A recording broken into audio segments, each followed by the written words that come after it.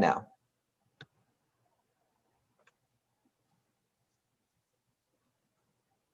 Okay, and with that, I believe we are live on YouTube, live on the internet. It's great to be with you, everyone. John Lustrea, Education Coordinator at the National Museum of Civil War Medicine. I'm joined today by my esteemed colleague, Jake Wynn, the Director of Interpretation at the aforementioned National Museum of Civil War Medicine.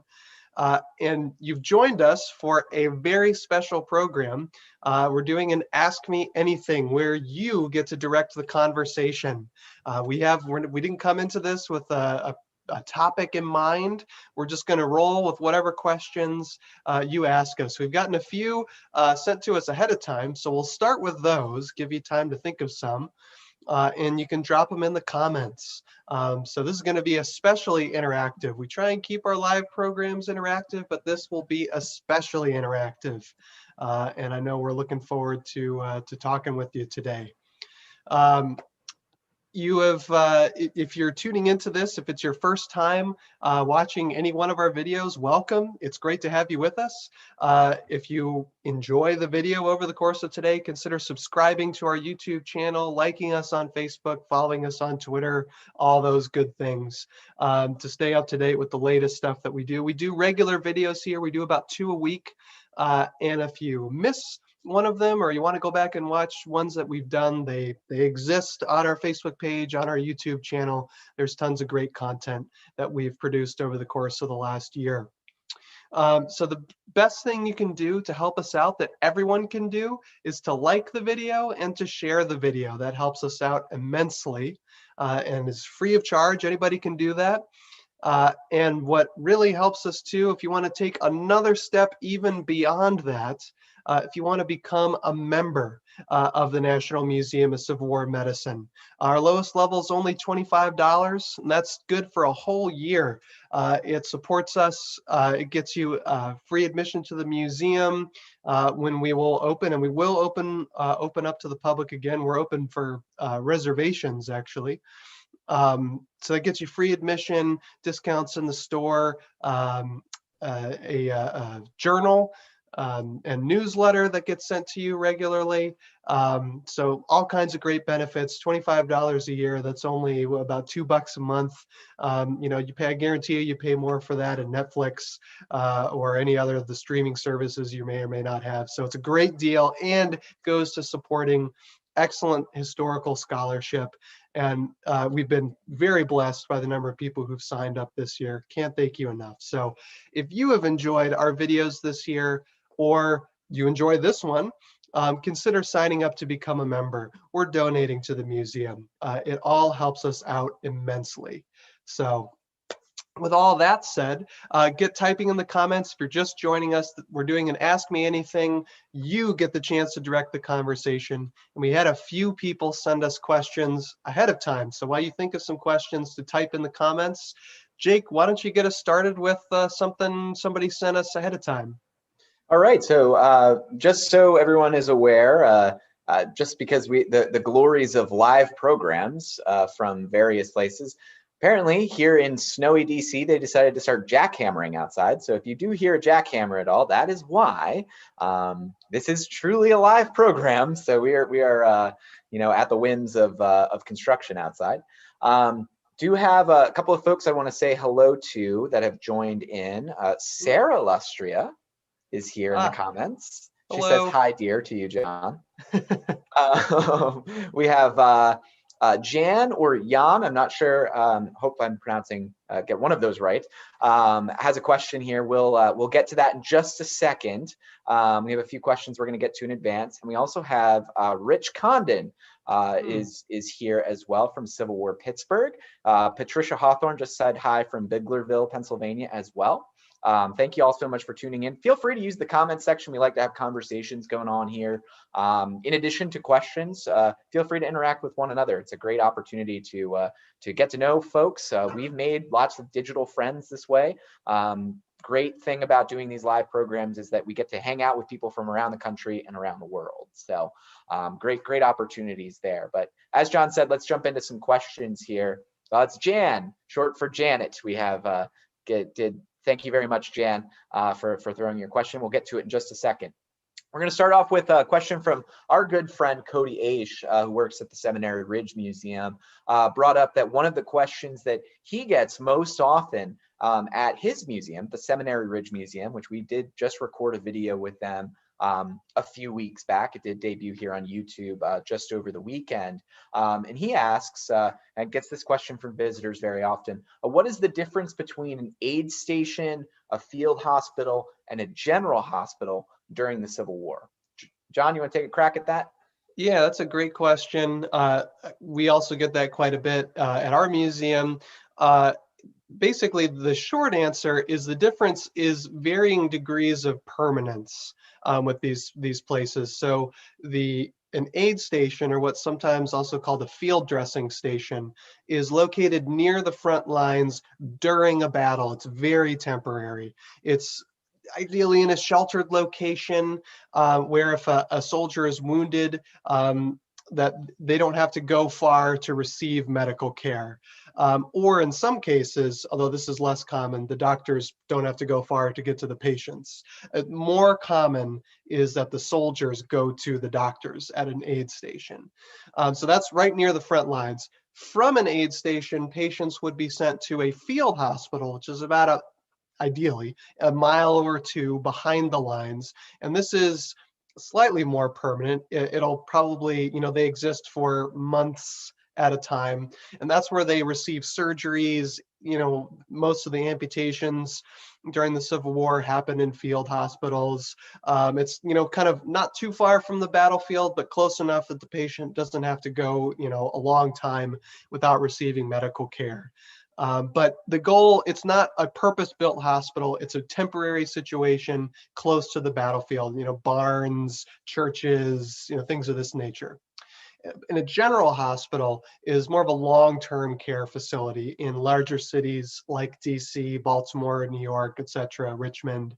And they're set up to hold, thousands of patients at a time, where they can recover, in the aftermath of a procedure, all the way to either going back to their unit or going home. So those are the main differences between those different types of hospitals.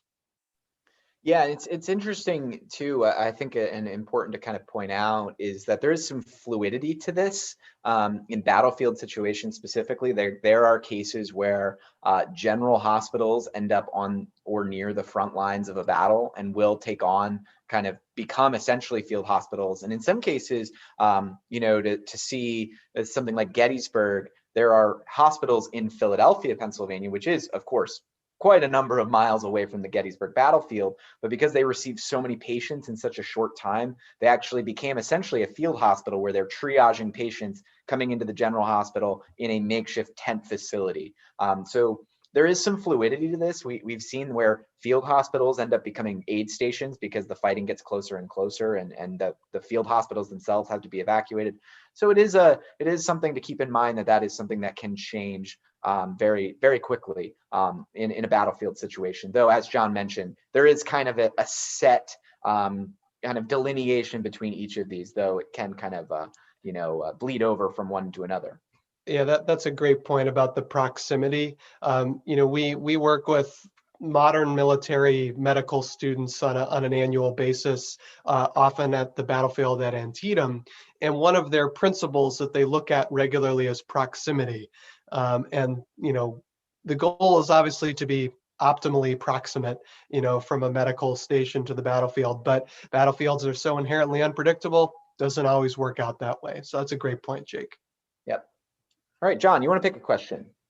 Yes. Well, we've already sort of touched on it. I think this might also be from Cody. A common question that they get and something we talk about a lot. What is the letterman system? And the letterman system, in a nutshell, is exactly what we just outlined there. It's, a tiered system of care that's designed to care for a wounded soldier all the way from the moment they're injured all the way through long-term recovery. And that looks like starting at the aid station, going to the field hospital, and long-term recovery in the general hospital. So we've already kind of tackled that one a little bit, but I just wanted to put a little bow on it there. Anything you want to add to that, Jake?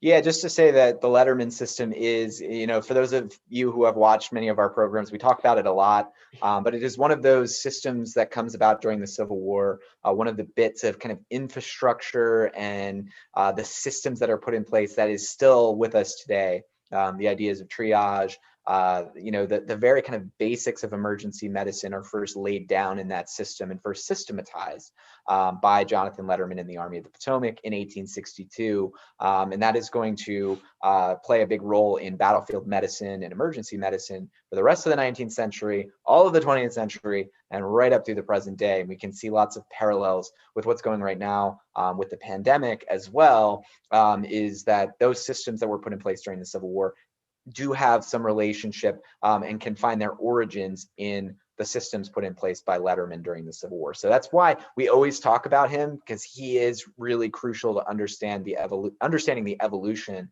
of a battlefield and emergency medicine in the United States. So we're going to go over to a great question we got in advance from Chuck Gray. Then Jan will hit your question. We are starting to get some questions from the comments section as well. Oh, so we'll dive into those in just a second. But we wanted to get to Chuck's question because it is a really good one he sent in advance. This is what he said. My third great uncle was injured during the Battle of the Wilderness on May 6, 1864. I have his pension records and found he was transported to a military hospital at Fredericksburg, Virginia. What would be the name of that particular hospital and where might it be located? That's a great question, Chuck.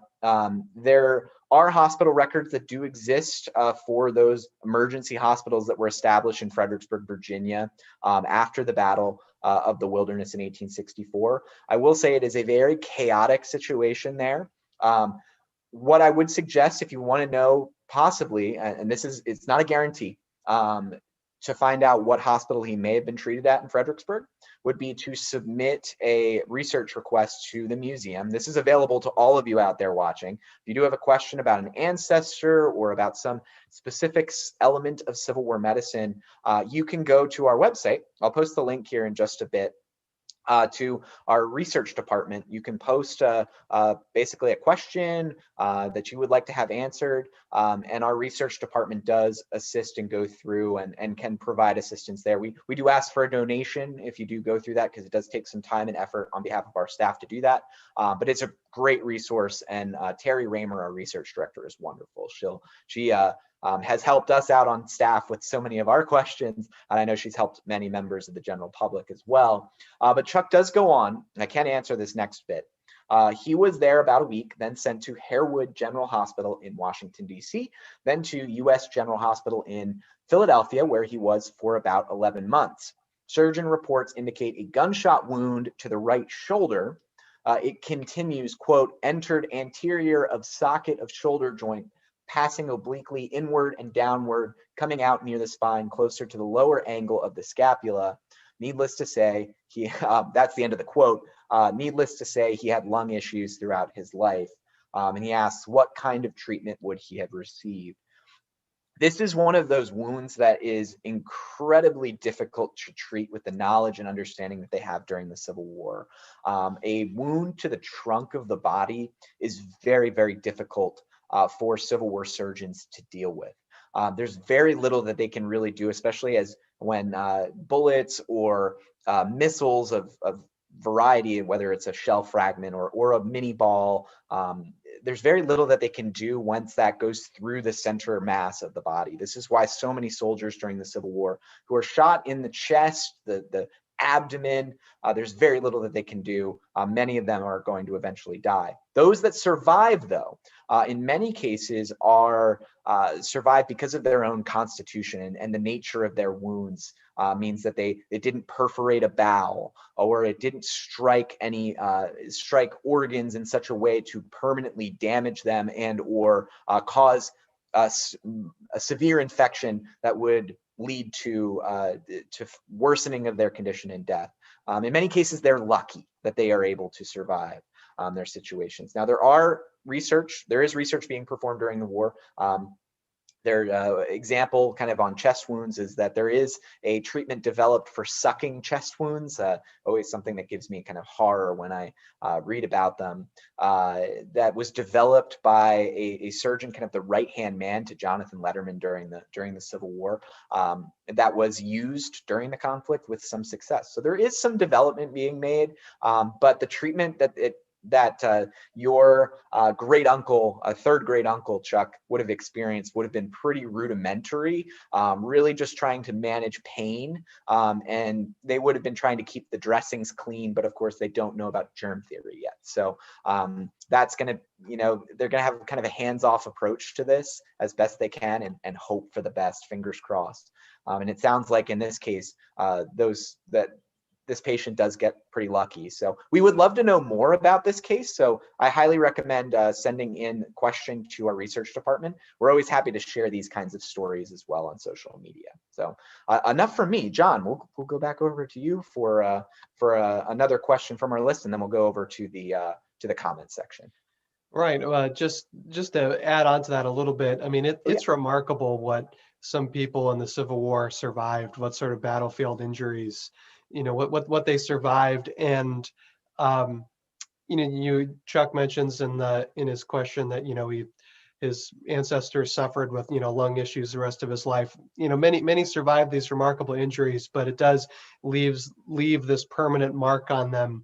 And in many ways, the ramifications, like the consequences of the Civil War, extend well into the rest of the 19th century.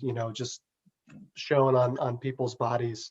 The battles that happen over the course of one day, the ripple effects go far outward. And that's and Chamberlain is another great example of someone that he receives a pretty ghastly wound kind of in his hips, which is another really challenging area to be wounded in during the Civil War. And he survives. He has all these complications with his bladder throughout the rest of his life. He lives until the early 1900s. But it's continually amazing to me what people survive and lived long lives after the Civil War. And it sounds like another example of that. Jan had a question that she sent in right before the program, something about gas gangrene, which is not something that I had ever heard of before. Remind me of the exact wording, Jake? Yeah, so that's a great question from Jan that came in, wanting to know more about gas gangrene during the Civil War. We'll take that part first. Not an issue that Civil War surgeons are really even talking about. This is going to be a term that really gets its origins during the First World War, and is going to see treatments being developed and more research being done on gas gangrene, which is distinctly different than the gangrenes that are really going to be talked about during the American Civil War, which is going to be, as they referred to, use the Civil War surgeons terminology, wet gangrene and dry gangrene. They have various forms that they're basically identifying by the way that they present themselves. And gas gangrene is not one that's going to be referred to by Civil War surgeons. And might fall into, if there was such a case, might fall into the wet gangrene category, but they're not classifying it that way during the Civil War. As for your second question here, your second part, did physicians and surgeons understand blood-to-blood transmission? They did not. And this is going to lead to lots of different problems during the Civil War. They do attempt a few blood transfusions during the conflict. We posted about this on social media recently, an article that was performed by one of those volunteers in our research department. There were attempts at blood transfusion, but because there's no understanding of blood type or even the dangers of doing that, most of them are unsuccessful. And the same idea of blood-to-blood transmission, it falls into the category of doctors at this time in medical history just don't have a good grasp yet of the microbial world, of what is really going on at that microbial level. They are being able to see it.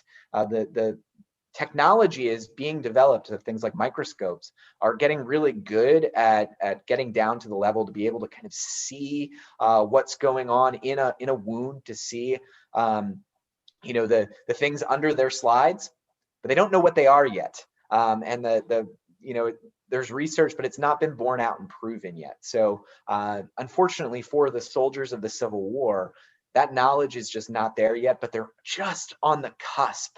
John and I were talking about this before we went live. They're just on the cusp of some major advancements, but they're not quite there yet. Yeah, they not only like are they not aware? They're starting to see it, but they're trying to fit it into the old paradigm of how they think about the way that disease spreads. They're aware that disease spreads, but they're thinking about it more in terms of air transmission, which is sort of a piece of it as we're sort of experiencing these days with with the world of COVID. But they're thinking about it in terms of bad air, good air, bad smells are what spreads disease. So they're trying to fit what they're seeing on these slides into that old paradigm, and that needs to change before suddenly they start to unlock, oh, this is what we're looking at. So they're tantalizingly close. And there's all kinds of fields birthed during and immediately after the Civil War in the field of microscopic life and things of that nature. Excellent. All right. So thank you, Jan, for that question. A very good one. Got us thinking, and we really appreciate that. Do you want to give some shout outs here to some folks that have signed in here that I'm seeing in the comments? John from Lakeland, Florida. Barbara Schultz is here. She typically watches with us over on Facebook as well. I see lots of familiar names here. Anita Lustrea, hello from Sarasota, Florida. And we've got Jennifer from Concord, New Hampshire.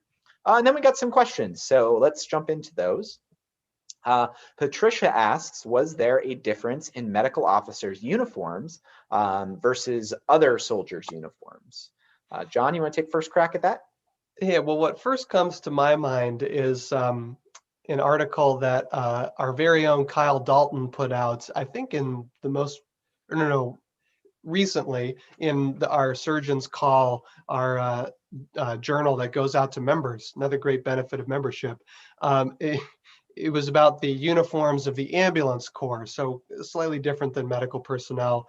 And the title was, "They did not seem to respect it much, uniforms of the ambulance corps." Basically, the whole point that he was making is in his research, he found several different iterations of ambulance corps uniforms. Some had a white band around their arms, some had a green band, some had no band whatsoever, nothing to distinguish them from regular soldiers, and there were many more beyond. So there were some official ones that existed, that were regulated, I should say, but people were sort of all over the map with ambulance corps stuff. With surgeons, there would be some sort of identifiers on their epaulets. I believe that some that would say MS for medical service. The kind of like a green chevron or this kind of dark green, that was kind of a common color that would be associated either kind of on the chevron or around the brim of the hat or something of that nature. They would have a green sash. So there would be some things with surgeons and hospital stewards that were pretty standardized, that would tip people off to that would distinguish them from the regular soldiers. And I believe in the Confederate Army, at least I'm thinking of an ambulance corps band that we have that was red, that went around their arms. I'm not sure if that also applied to Confederate surgeons as well. But so there were some markers, especially for surgeons and hospital stewards, that would distinguish them, yes, from soldiers. Yeah, John's exactly right. I think just to add some, to kind of bring it towards the present day, the idea that we have of, medical being signified with a red cross, as we're all very familiar with, did not come into existence in the United States until Clara Barton brought about the American Red Cross. So we don't have that during the Civil War, and so there's kind of a mishmash of how you signify medical personnel. Hospitals themselves have big red flags that are draped, which are not always visible in the battle smoke. The hospitals will come under fire. This is one of those areas, like many when we look at the Civil War, that there's lots of shades of gray when it comes to the uniforms and the demarcating what is medical from what is a combat unit or combat personnel. And we'd be remiss if we didn't mention that the emblem on our logo was also used to identify medical personnel. But the rod of the staff, or rod of Asclepius or something like that.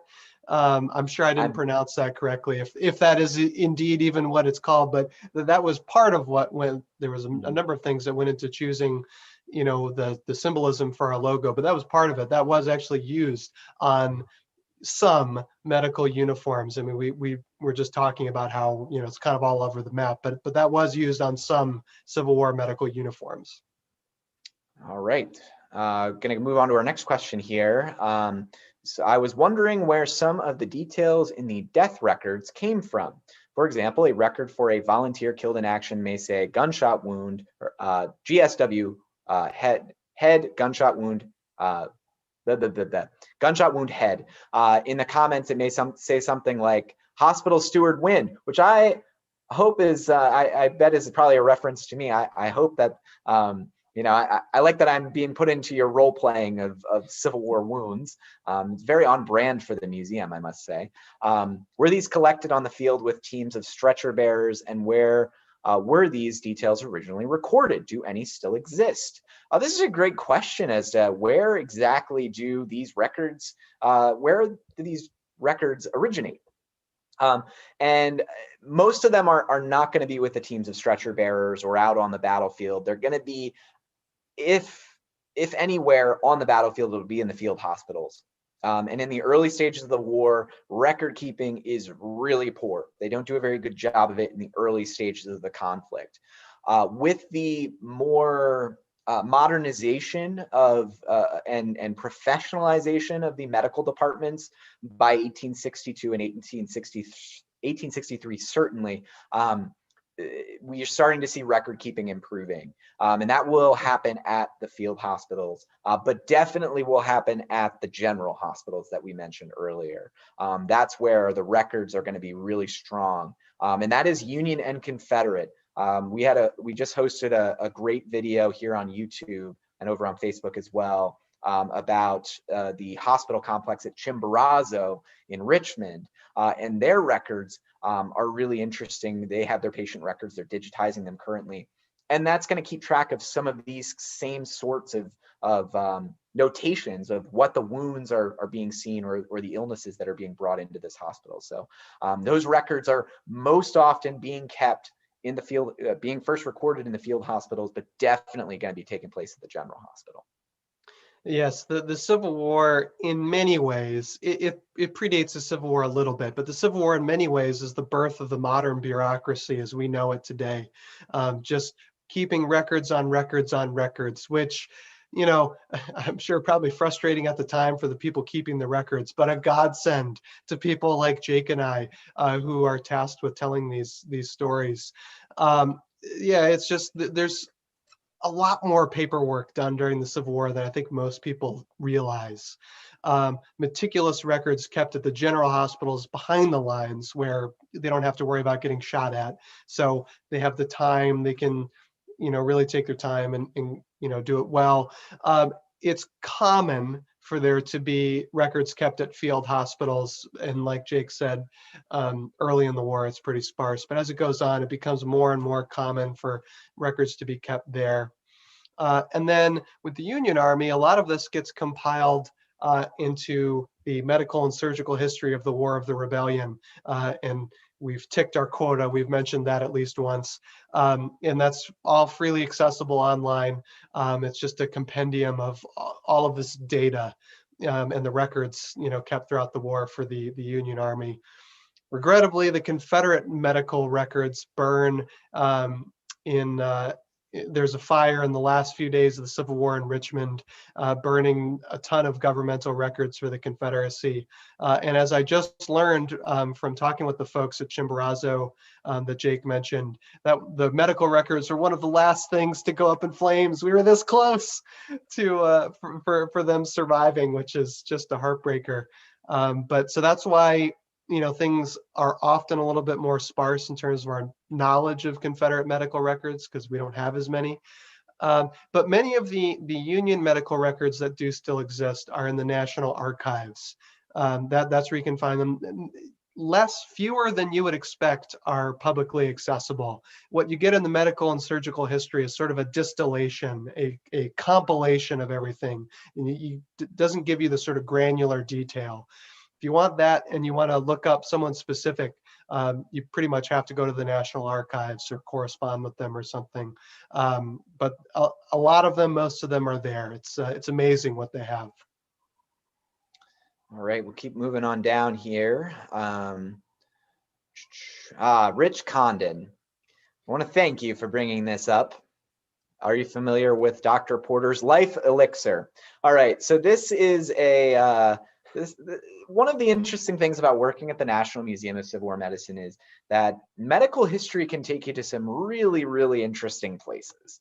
And sometimes quite surprising, the places you'll go. So we have, in our collection, we have a variety of artifacts that are connected to the treatment and prevention of venereal disease. We used to have on display, it is currently in our collections room, a sheepskin condom that was used during the Civil War era, or that was at least purchased during the Civil War era. It came in the original packaging, so it was not used as far as we know. We have silver nitrate that was used in the treatment of venereal disease. That was focused and spotlighted in Mysteries of the Museum on television a few years back.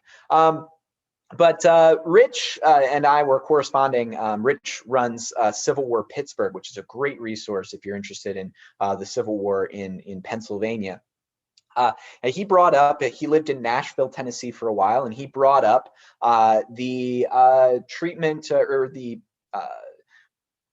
basically organized prostitution that was going on in Nashville during the Civil War, and that has been focused upon. We've done social media posts about this. We've talked about this in other programs as well. But he came at it from a different angle, which is we oftentimes focus on the women who are working there, but what about the men? And specifically, he brought up the medication Viagra, which we are all familiar with, I'm sure, today, courtesy of their advertisements, and talked about erectile dysfunction.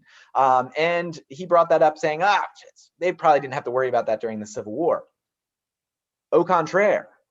This was an issue during the Civil War, and I have an advertisement from a patent medicine from a newspaper in Buffalo, New York, that I'm going to show you now, which is quite interesting. I found there was a whole thread about this on Twitter recently.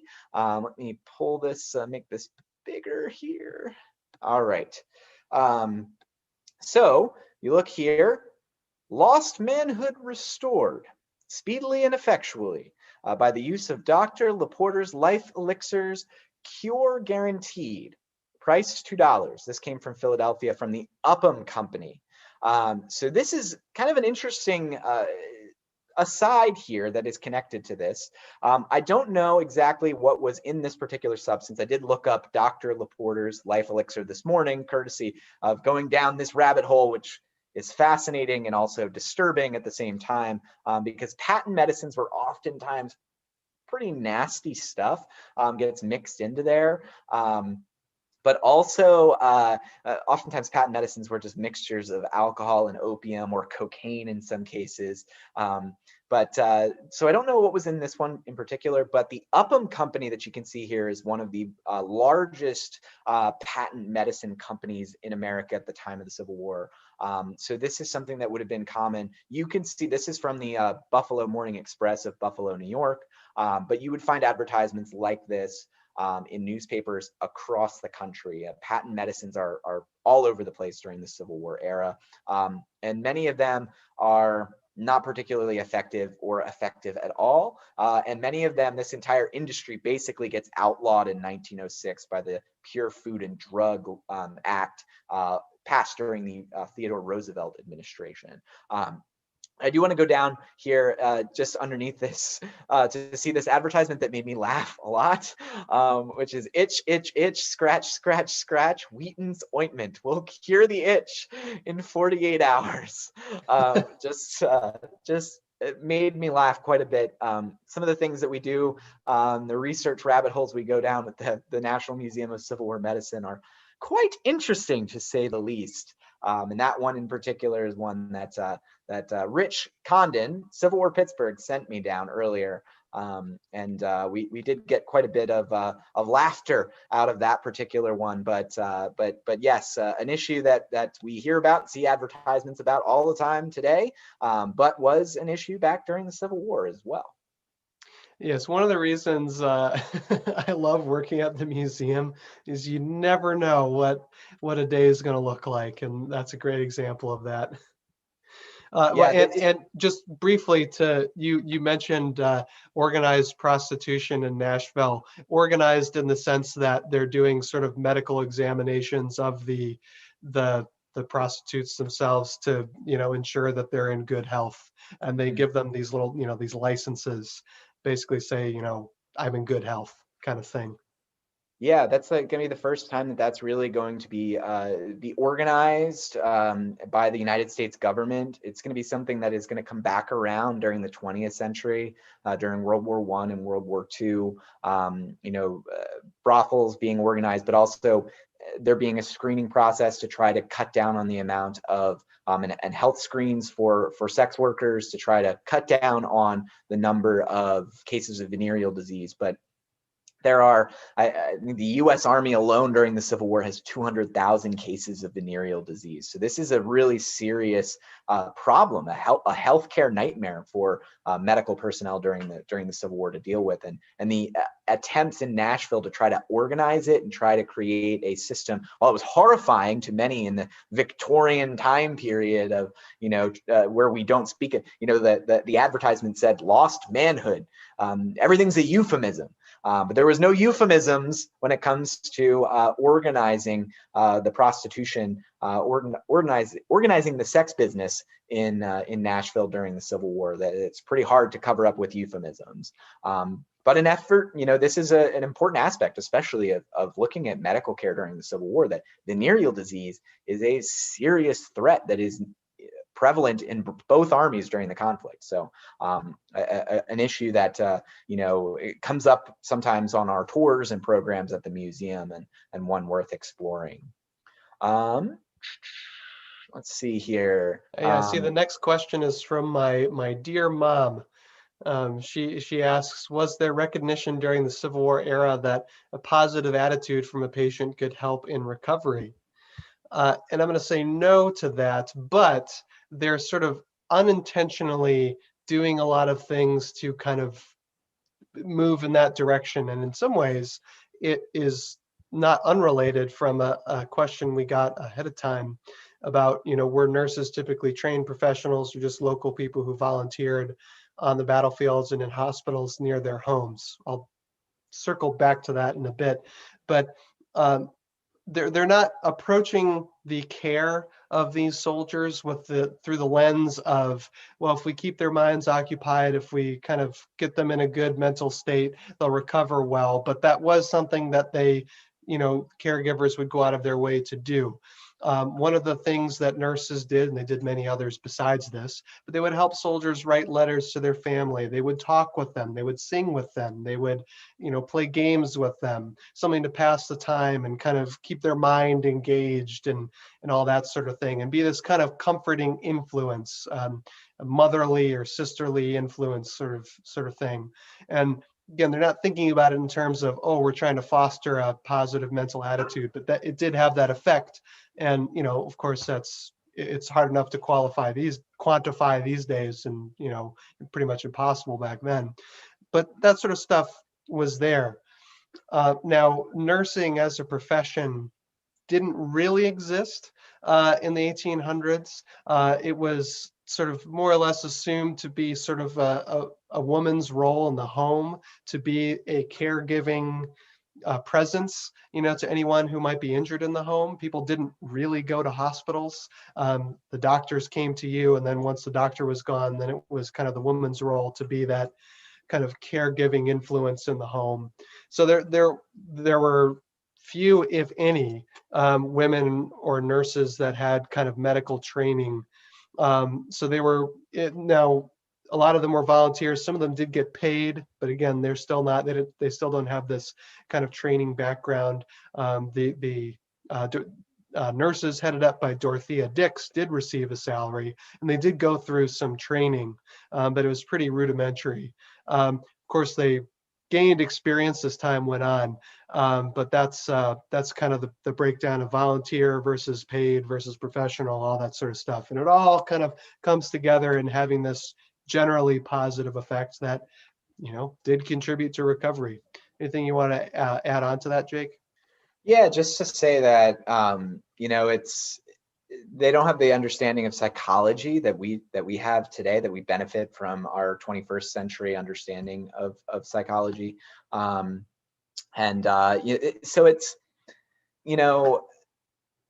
a lot of the understanding of what we would say, I don't want to say it's like psychology, but this is a very religious time in American history as well. So important to add in the understanding of the work of the Christian Commission. John rightfully points out the work of nurses, both volunteer and those who are paid and become professional nurses. But there's also this religious side to this, that that there are those who are looking after the moral health of these soldiers, who are also trying to provide most often a Christian influence in the hospital, to try to in some cases convert in the hospital. That there's that element of this as well. That I think is worth adding into this kind of idea of positive attitude, that readings from the Bible, singing hymns, as John mentioned, that music comes into this. I think it's important to add that to this, to the answer to that question as well. It's a great question.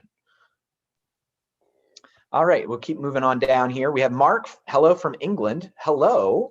That is awesome. Thank you for tuning in with us today. If you are watching with us, just your periodic update that you can help us by going and clicking that like button, that thumbs up. Give us a thumbs up if you're enjoying the conversation today. You can share this video as well. That helps us, gets more people involved. Share it on your social media accounts. And you can also become a member, support the National Museum of Civil War Medicine. That way you'll find a link to becoming a member of the museum in the description of this video, also in the chat as well. That helps provide us with the funding and support to provide these programs and also to update our tech. You will notice on the website, on civilwarmed.org, our website, we are adding new events. One of those new style of events is what we're calling the On Tour series, where we're going out to the battlefield, going out and telling stories at Civil War historic sites and battlefields. We are using the technology and the new gear that you all of our members, helped support us getting that new gear, new microphones, new cameras, new mechanisms to steady our cameras. You are helping to support that. So you're actually making our videos better. So you're directly supporting us. So consider becoming a member today. John, we're getting the band together and taking the show on the road. It's going to be a lot of fun once it warms up here. I think we start that in April. So should be a lot of fun. Yeah, so let's keep moving on down here. We have a couple more questions in the comments. If you do have questions, feel free to ask those in the comment section. We are happy to answer those questions for you. This is from Patricia. Were there age restrictions on Civil War surgeons or assistant surgeons? Do you know of any surgeons who were in their teens or very young? This is a great question, Patricia, and one that I'll take a stab at. I can't authoritatively speak to this, but I can give you some anecdotal examples from my research. And that is that there's no age restriction other than the age restriction that is on the Army itself, which is generally that you can't serve in the Army unless you are, as a regular soldier, unless you are age 18 or older. Obviously, we know of many examples of soldiers who are serving younger than that. And there are musicians and buglers and others who accompany Civil War regiments and go out and fight on the battlefield. I'm thinking of Johnny Clem as a great example of this, of a young soldier who's actually going to participate in combat actively. But that is, there was an age restriction. And when it comes to a professionalized, specialized service like the medical department, generally these surgeons are going going to be significantly older than the average surgeon or than the average soldier. Average soldiers can be between 24 and 26 during the Civil War. Surgeons you're going to find are oftentimes older than that. However, as the war goes on and there is a need for more medical personnel as the armies grow larger and larger, there is a young cadre of surgeons and medical personnel that are going to come in who are going to be very young. U.S. Army is going to have cadets, medical cadets, who are essentially may have completed a semester of medical school and then are getting actual hands-on experience in the Army, serving in hospitals. You have surgeons who are graduating from medical school around the age of 18 or 19. Medical school is quite a bit different in the Civil War era than it is now, significantly shorter and less less hands-on time, less school time, really. 18 months to 2 years is the amount of time medical school is taking during the 19th century. So you do see some young surgeons. I'm thinking of W.W. Keene specifically, a surgeon in Philadelphia during the Civil War, graduates from medical school, goes right into the Army as I believe a 19-year-old is going to be doing his first surgeries. He's young enough during the Civil War that he is still around and serving actively during World War One. He is in his 80s serving during World War One. And he does an amazing job. He's the surgeon. I'm not sure if he's the Surgeon General, but he serves very high up in the medical department during World War One. So kind of example there, but no set, again, shades of gray here. There's not really a set, like you have to be this age to be a surgeon, but you do have to be over the age of 18. Yeah, I had never even thought about that before. That's such an interesting question. That what first came to my mind when I read it, and this is one of the many things I find fun about doing programs like this, Jake, is whenever we see a question off the cuff, our minds kind of go in slightly different directions. When I first saw that question, I mean, I've never heard of an age restriction other than, the over 18 thing that you mentioned. But I think the Army was much more concerned, and this is notable, they were much more concerned about ability rather than age, because they, over the course of the war in early 1862, start implementing pretty rigorous, review boards and exams and things that you need to pass in order to become a surgeon. I mean, it's no small thing. This isn't exactly true, but pretty much anyone who has a medical degree can become a surgeon in 1861, but it's a big deal if you can become a surgeon by the end of 1862. The review process gets much more strict. So if your age is in some ways immaterial as long as you know what you're doing, which it becomes a much bigger deal. And that's a kind of a step forward during the Civil War, this intense focus on merit and ability. That's where where my mind first went. Yeah, that's a great point, John. And these are some good questions. I'm enjoying these. Let's see here. Oh, I see Jan has a good question, but my eye was drawn towards Sandy's question here, asking, sad to see many Civil War pensions rejected when there were medical/battlefield reports to document injury. We take our electronic applications for granted. Great point about that, about how that's evolved. But the pension system is, and it very complex in the immediate aftermath of the Civil War in many ways, because it was unprecedented.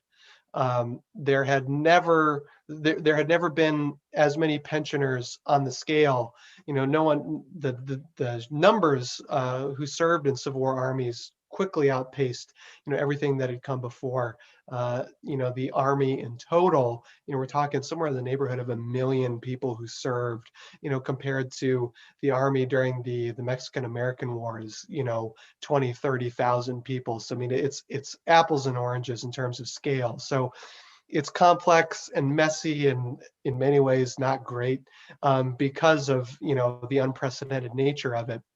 But I've been doing a lot of research recently into Clara Barton and her work with the Missing Soldiers Office in preparation for a very exciting project that we haven't announced yet. So get excited. But I've been doing a lot of research into that, and somehow this hadn't occurred to me, but a huge deal for why Clara Barton is, or a big reason why so many people would want to know the final resting place of their loved one, in addition to, closure and kind of tying that up, a little bit and helping them move on, is, if you're going to apply for a widow's pension or something of that nature, you need to have some sort of official death certificate. And you can't make that application if it's unknown what happens. I mean, there are all these, we've talked a lot about gray areas on this. The Pension Bureau handled things in very black and white terms to the detriment of a number of people that applied. And somehow this had never occurred to me what a huge service this would be for someone to get official confirmation of the death of a loved one. And so, Sandy, your question highlights just all of the challenges, and that's just one. All of the many challenges wrapped up in the Pension Bureau, and this is something I've been doing a lot of work on this over the course of the last week, and so it's been very much on my mind recently. So thank you for bringing that up. Yeah, I'll jump in and go back up to Jan's question. I think this one's pretty relevant for something that I'm working on and going to be hosting over on our Facebook page a little later this month. Jan asks, how well did the old school surgeons and physicians accept the new school treatments and medical treatments? She's coming to us from Orlando, Florida as well. Sounds warm. It is very cold and wintry here in the nation's capital where I'm at. That's a great question, Jan. One that I'm going to get into in some real depth in a program I'm doing on February 12th. So mark your calendar. We're going to be talking about the death of James Garfield. And James Garfield, of course, assassinated in 1881, so about 20 years after the Civil War. I have had people ask me to say, what does that have to do with Civil War medicine? And I say it has everything to do with Civil War medicine, because the treatments administered to James Garfield 20 years after the Civil War are very much the same treatments given to soldiers during the Civil War, even though major advancements were made over those 2 decades that start putting medicine truly on the path towards modernization and towards where we are today. Things like antiseptic surgical techniques being used and germ theory coming into more general practice during that time period. But what the James Garfield situation tells us is that there is a real battle for the heart and soul of where medicine is going in the 19th century. It is taking place during the Civil War and in the years that follow. And so this is going to be a real battleground. That is going to be taking place between, as you mentioned, the old school surgeons, the practitioners of good surgical stink, and those who are going to do things the way we've always done things, and those who are going to be more revolutionary and are going to use the scientific method to come up with new methods and new techniques and try to push medicine forward. And this is the perpetual battle, right? This is the battle that we still see going on in medicine today, and that is ever present. Whether it's in medicine or in other fields of study, that there are those who do want to innovate and go in new directions, but sometimes that has dangers as well. And those who are going to say, nope, this is the way we've done it before. This is the tried and true method. We're going to stick with that. That battle goes on throughout the Civil War and throughout the Civil War era, and in fact, the 19th century, as it continues on today. I will say, if you tune into that program, it is one of my favorite programs on James Garfield to give. And I think, especially if you're thinking, Jan, in this kind of frame of mind, it's a really interesting program that I think you will find particularly interesting. Yes, I never hear James Garfield's name without thinking of Jake Wynn. It's like Jake is so committed to the death of James Garfield that they have become one in my mind. So and despite all that, I've never actually seen Jake give the program. So I am looking forward to this on February 12th. You said, Jake, February 12th.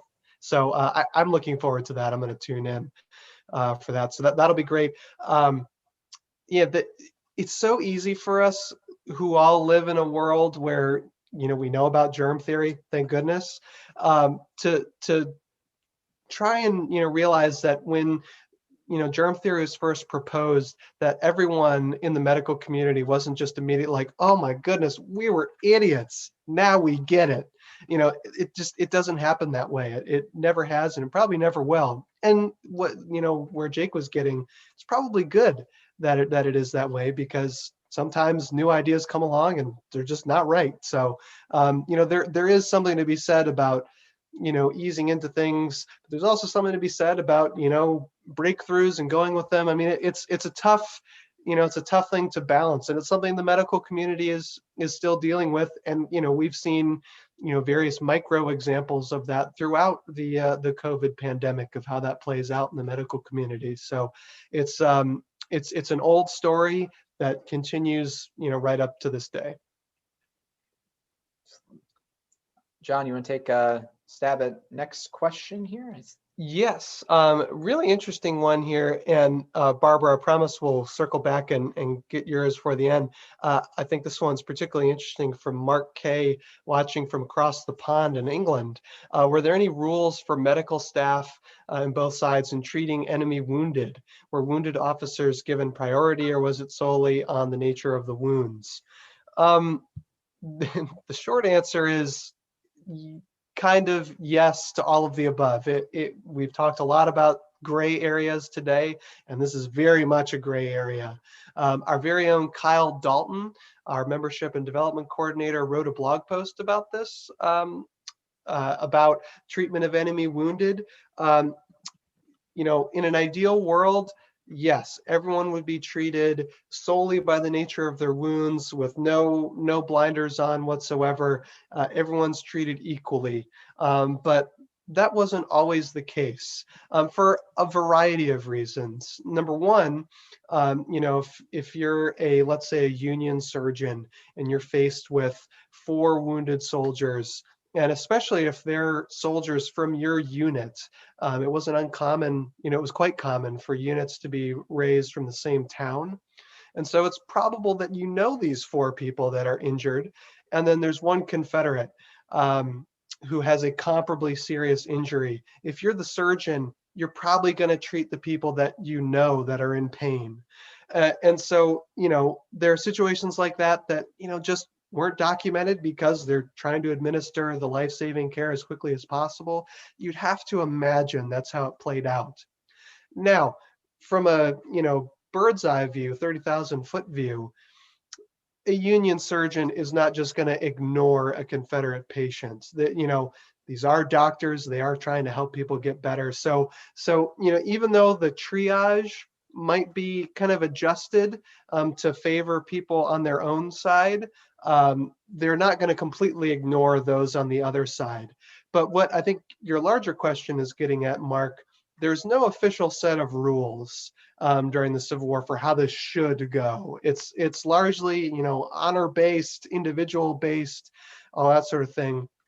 Famously, in 1863, put out by the Union, there's something called the Lieber Code, which is kind of rules for ethics in wartime. And there's a number of rules relating to to medical personnel. But again, on the front lines of these battlefields, when these doctors are having to make snap judgment decisions, how much are this Lieber Code, how much is this really going to be enforced? It's hard to say. And some doctors may have sworn by it and read it every day, and it was something that was near and dear to their hearts. And others might not even been aware that it existed. So this sort of international law, rules of war, conduct, all that stuff, it's in its infancy during the Civil War, like a lot of things, and we're laying the foundation for where we're going to go from there. But it's very uneven in its application. Anything you would add to that, Jake? No, I think it's really good. There's been lots of really great scholarship in recent years on the Lieber Code specifically, and laying out the laws of war. And it's such an interesting conception to have, to think of. We think of war and we don't necessarily, you go back to like the Middle Ages, and I'm not a medievalist by any stretch of the imagination, but these ideas of a gentleman's code of conduct and knights, they have a way that they conduct war. But it's just so interesting to think of modern conflict, as we know, it's just that the rules, seemingly there are no rules, as civilian populations become closer and closer to the fighting and then become in the front lines themselves, to have that the idea that they're trying to codify war in the mid 19th century and try to make rules for the conduct of war is just, it's so interesting and fascinating. And the medical side of that in particular is really interesting.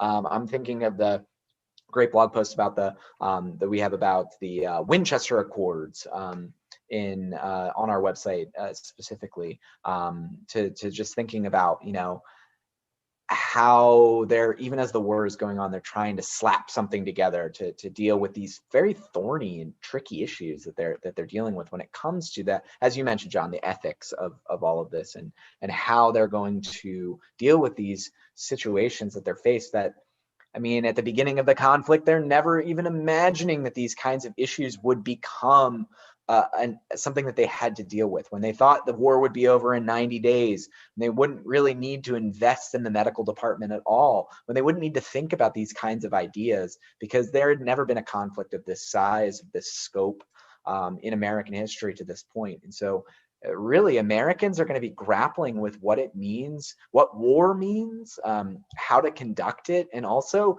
how to deal with these kinds of ethical issues and medical issues that are going to come up during the conflict. And like I said, lots of really great scholarship on this topic specifically that can say it much more eloquently than I ever could. It doesn't deal as much with the medical side of things, but the book that comes to my mind is called The Hard Hand of War by Mark Grimsley. Really good book. Would highly recommend. Yeah, in some ways it's sort of absurdist, because war is, in some ways sort of the absence of rules. You're trying to put rules to war. I mean, it is fascinating to think about. So great question there, Mark. And wanted to make sure we circled back around to you, Barbara.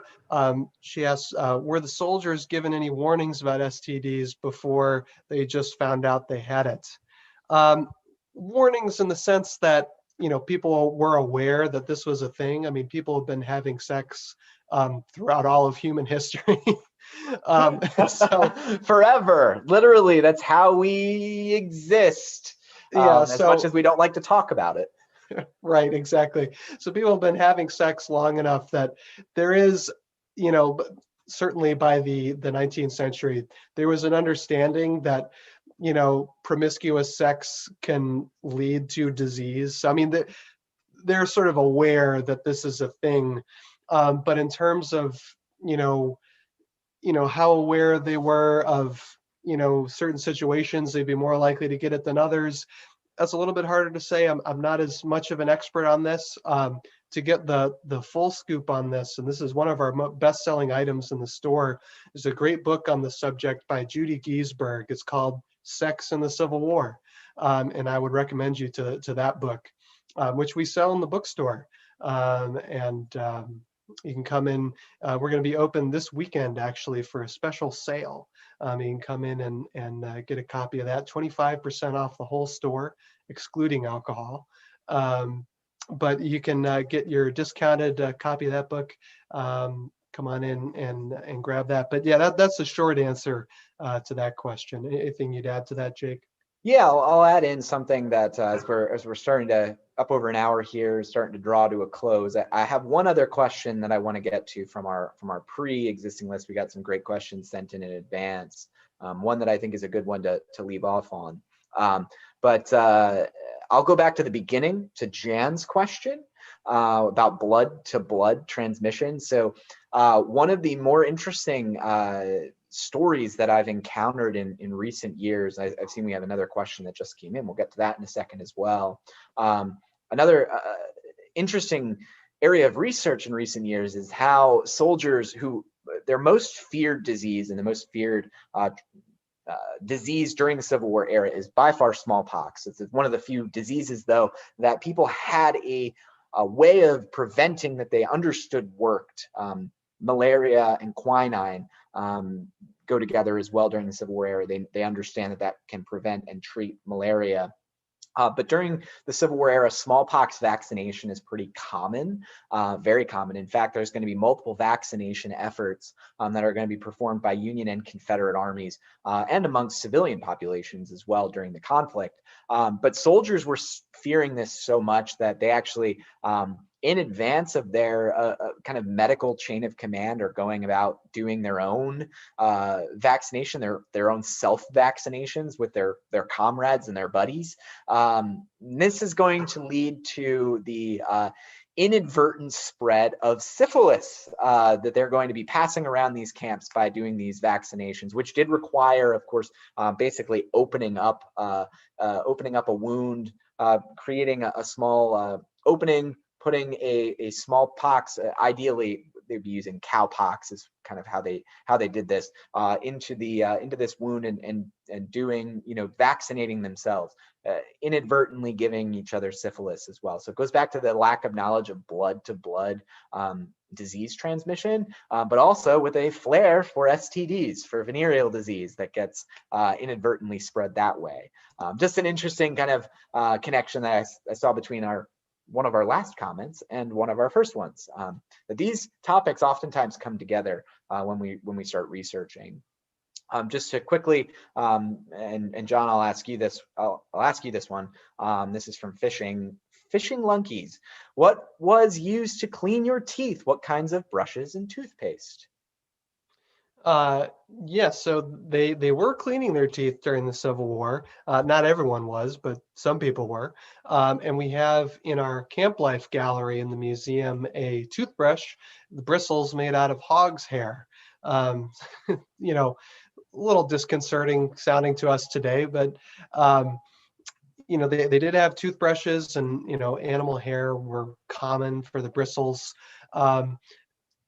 I don't know enough to know, what percentage of Civil War soldiers brushed their teeth, but there were all manner of cleaning products, that were, used for this purpose. Some people didn't use anything at all. Some people just kind of brushed their teeth with a brush, which, probably didn't do too bad, all things considered. But we have, some other things in our collection, tooth powder. I don't know if there were any actual paste-like concoctions that were actually used.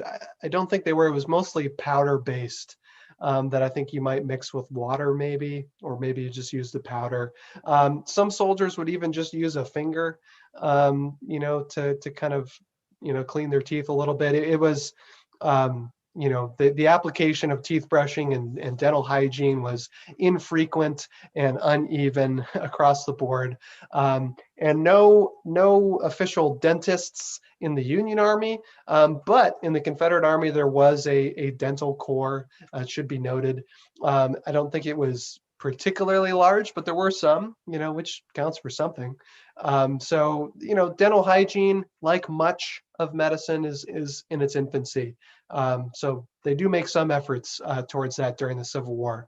We've got a whole nice, small, but we do have a little exhibit about dental hygiene during the Civil War, which is appropriate given that we were founded by a dentist. So our founder, Gordon Dahman, had a penchant for these sort of dental artifacts from the Civil War. Yeah, I think you nailed that one, John. I think we'll go to our last question here. If you do have any questions, feel free to throw those into the chat or into the comments section underneath. We won't be able to get to them today. This is going to be our last question, but we will try to answer any subsequent questions that come in. We will answer those. I will say too, if you've enjoyed the program, please consider going and liking the video. Click that thumbs up. Also, go ahead and subscribe to the channel if you haven't done yet. Consider becoming a member of the National Museum of Civil War Medicine as well. You'll support programs like this. But let's finish off on this question from my good friend Becky Oakes, who added this question that I think is a good place to leave off. And she asks, what did we learn about during the war that led to an increase in longevity and quality of life after the war is over? What do you think, John?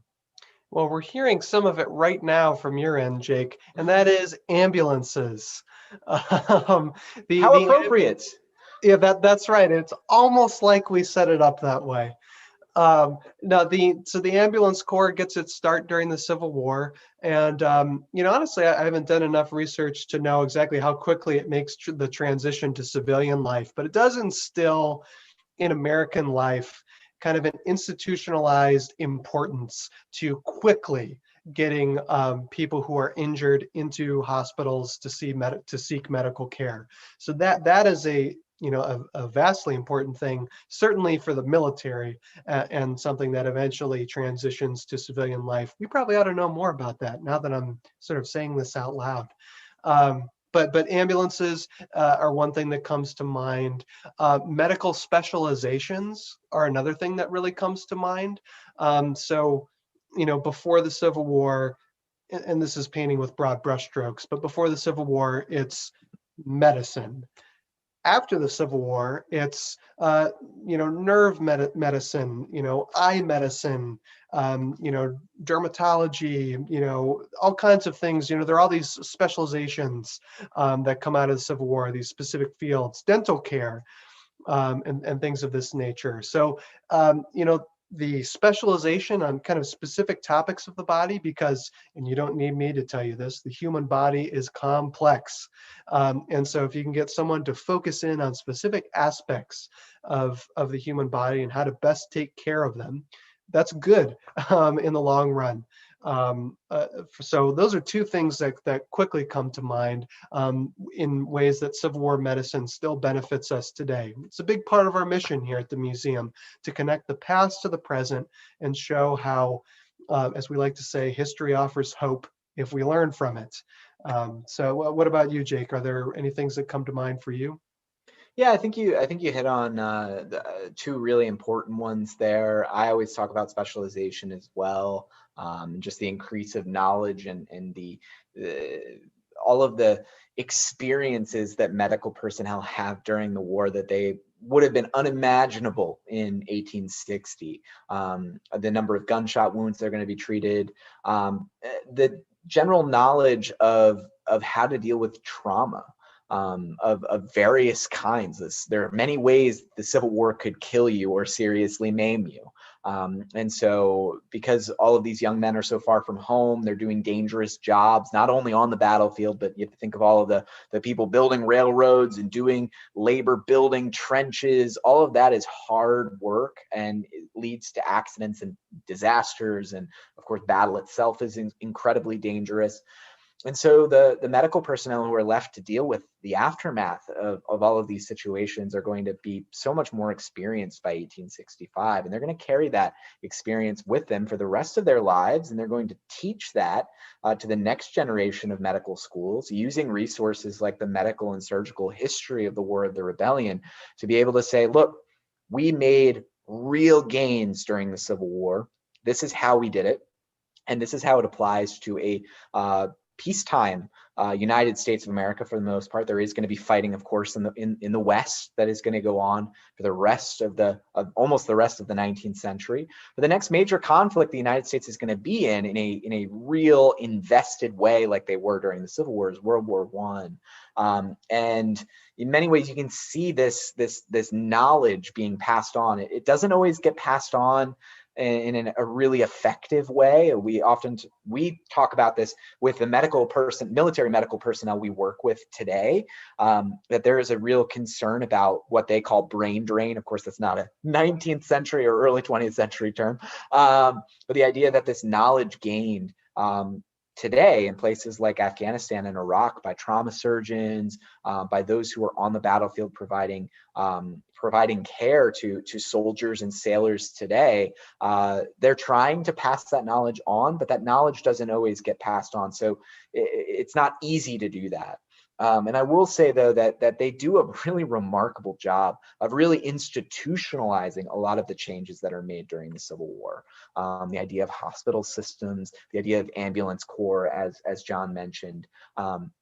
Those kinds of things really stick in the post-war years. It takes in some cases some time to kind of let the value of these institutions kind of mature a little bit. Most of the hospital systems developed during the Civil War were torn down. They're torn down and sold for scrap. But you start to see that idea sinks into the American medical community, and you start to see them really, really investing in things like central general hospitals in cities and in communities where you can easily bring in patients from a wide variety of regions around. So there's just so many. I love this question because there's literally so many ways you can answer it. And there's so many ways in which the Civil War in a medical capacity does positive good for the American medical community. Unfortunately, it took a conflict that killed 700,000 plus people for some of these changes to be made. But it's almost a cliche is the word I was looking for. I'm tired. It's getting towards 5 o'clock here, or after 5 o'clock. It's a cliche to say that war makes improvements in all different capacities of society. Developments are made. Medicine is a big area where we do see changes made that are going to do a positive good years down the road being developed because of the necessities of conflict. And I think that that's one of the things to look back on the Civil War to say, wow, they made some really positive changes amidst really awful situations. And we're facing awful situations, as John said, mentioned connecting past to present. We're facing one of those situations, a healthcare crisis of global bounds that we have not faced in 100 years. And we're making changes today, and medical community is making changes today that are going to benefit future generations because of the having to adapt to really awful situations. So really long-winded answer, I apologize for that. But a really great question and one to really think about. Yeah, this has been an awful lot of fun. I love these sorts of programs. We did one, towards the end of last summer. These are super fun for Jake and I because, going into them, we never know where it's going to go, but it's fun interacting with you all out there. We say that, we've made a lot of friends during the pandemic through the museum doing programs like these. And this is one where we get to kind of spend some quality time together, as it were. So I know I had a great time today. I'm sure Jake did as well. We've gone on for, well over an hour now. So I'll keep it brief by just saying thank you for sending in your questions. Thank you for your support. Subscribe to our YouTube channel, like us on Facebook, like the video, share the video. All free things that you can do to help us out. And if you want to go above and beyond, become a member of the museum and support us financially, either through a membership or through a donation. So we're grateful for all of that. And Jake and I will be back on Thursday. We're going to be talking with folks over at 10th Ward Distilling Company, talking about their Civil War inspired spirit, Brinton's Brandy. It should be a great time. And we hope to see all of you there. So until next time, we're signing off. Have a great night, everybody.